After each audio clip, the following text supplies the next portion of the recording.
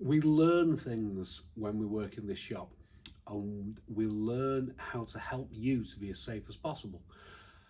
And after many times and many experiences, we know to explain separate things and bits and pieces, which this is a service you don't get from the supermarkets, because the supermarkets just sell you some fireworks.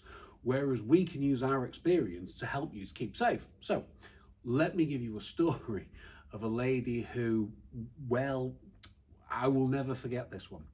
What happened? I think it was a Friday before bonfire night, and I had a phone call about 7 o'clock at night to say that the fireworks that we'd sold had exploded all around the garden. Now, as soon as you hear exploded all around the garden, that means there's been a setup error, there's been an error in the way that they're organised. Well, we'll see. And as it happened, I was leaving because I was going to go and fire a display, I think about 10 o'clock at night. And I was driving past her house because that's the way she lived.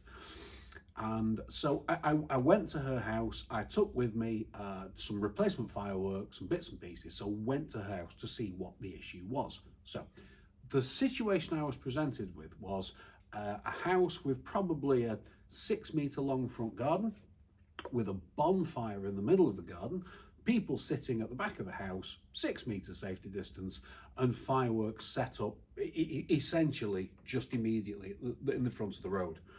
I appreciate not everyone has the space to set fireworks off. I use the back garden personally, that's just me, but they were set up in the front. And what she said was that she set the first firework up and fired it, and it went all around the garden. And she set the second one up and fired it, and it went all around the garden. And she set the third one up and fired it and went all around the garden. We're back to Einstein here and his definition of insanity. It's doing the same thing over and over again and expecting different results. The fireworks in question she was setting off, now this is just one I've got as an example. This is a dummy firework, but it was a Roman candle.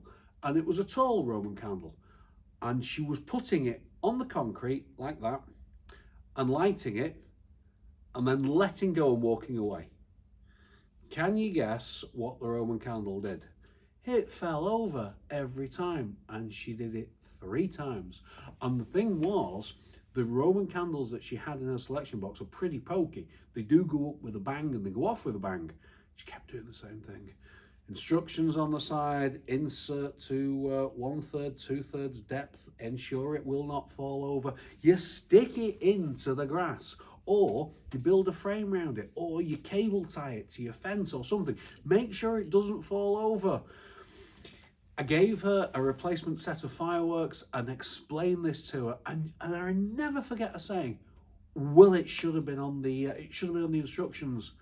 And I picked up one of the fireworks that she'd fired that's fallen over, and it sat on the side of it, ensure the firework will not fall over.